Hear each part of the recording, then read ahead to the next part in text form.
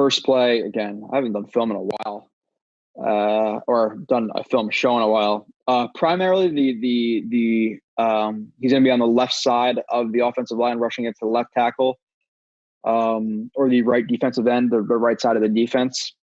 So that's where he primarily was for the Bengals. Now, does he have the flexibility to work inside, like I said, to work as the right end, or sorry, the left end? Yes. But primarily he's going to be rushing the left tackle. That's where he's the most comfortable. But again, he does have the versatility. Lawson, bull, controlled hand, left for timing. Okay, that doesn't make any sense. Again, for a guy who's 260, he definitely has good get off. That might not even be the best example of it. He completely destroyed this tackle this game, who I think just signed with the. I might be mistaken, but I think he just signed with the Colts. I don't know if he's going to start for them. I hope not for Carson Wentz's sake, but Carl Lawson is a guy who he definitely loves the bull rush. Really compact frame. He's not a big guy. In my opinion, his arms are a little bit short from what I've watched. So a little bit compact, which is good for bull rushes because you're going to have that natural leverage. But at the same time, tackles who are a little bit longer than him might get their hands on him first, which is one of his weaknesses, in my opinion. Again, just, I'm not going to lay them all out there in a list for him, but I will obviously talk about some of those things as I go on in this show. But overall in this play, again, good job rushing straight right here. The tackle opens up his hips right here, opens up his chest. And then Lawson does a really good job when tackles start to open up. You can see the timing of his right foot in the ground where he's rushing up the arc right here. And then as the tackle opens up, now he's going to plant off the instep and work through him instead of around him. He does a good job of reading guys' leverages, reading their hips, reading their sets, where if he was to stay far inside, okay, now he's going to long arm and then chop and then bend. Whereas if he opens up, he bull rushes through. So he does a good job of kind of feeling out that left hand, or not feeling out the left hand, feeling it, the pass that out, and then the left hand you can kind of tell where it's placed on what he's trying to do. Or if it's a little bit more to the inside shoulder, he might be trying to angle inside and get to the quarterback. Whereas if it's more to the mid to the outside, that's where he's trying to kind of just kind of stab to keep himself or to keep his chest clean, and then to chop the outside arm and bend. In this example, again, rushes up the arc, plants, drives through, compact, much, much more compact than a tackle. Again, now he's already winning the leverage game at this point when it comes to the contact. Hand inside. And again, another good thing he does, good tendency to control the outside hand with his outside hand, the tackle's outside hand with his outside hand when he is bull rushing. Again, not allowing them to recover.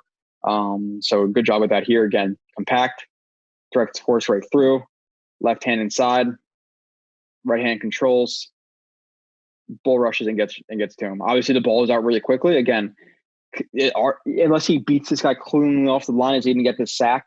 Probably not. But when you watch this rush, considering how fast he gets there, this is very effective. Again, you see the burst, you see the compact frame, you see the leverage battle. Hand placement is great. The arm isn't overextended. He has a nice powerful setup right there, with that like 70-80% bend in his arm, coming from underneath, nice and tight, powerful, lifting up and through the guy. He's not necessarily going through him. He's kind of lifting more up. Again, you have those couple different forces. You have the push, you have the pull, you have lift, and he is lifting. Then you have torque as well, and he has a tendency to lift and torque. That's what he's doing right here. Lift, torque, control the hand, and work straight through him. So it doesn't get there again, but still an effective rush for Lawson right there. So let's work through the next play. I got to reorganize my screens. I haven't done this in a while. I can exit out of that. Okay.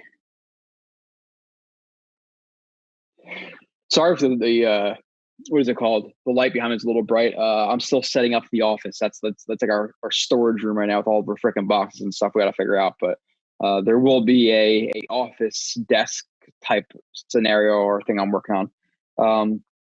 Lawson hands. Okay. Again, He does have the flexibility to kick out a little wide, which obviously I want to see what this is going to be, because this wide and split's telling me something. Either they want to keep him to the outside, or they're going to single team him, or they might rush through that gap.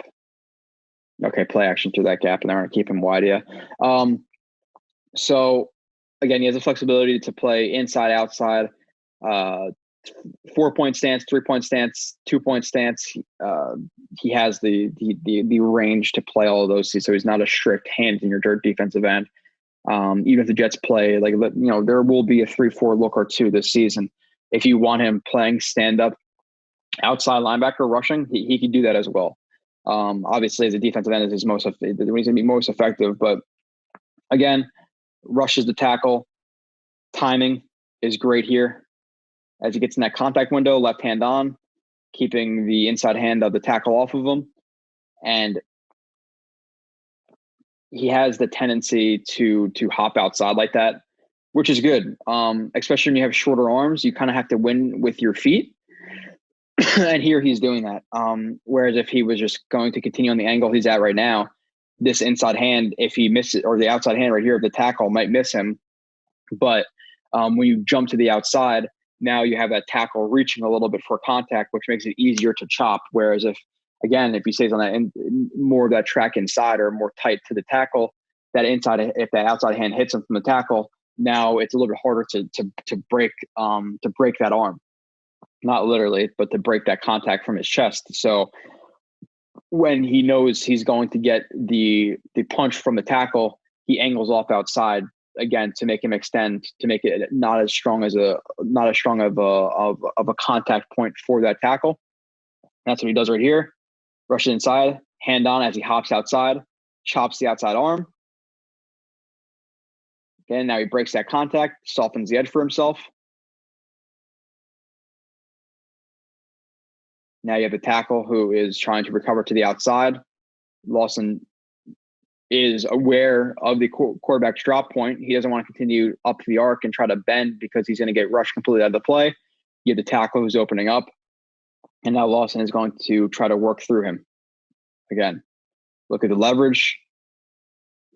A lot of force from this back foot, working off the instep, driving underneath of the tackle.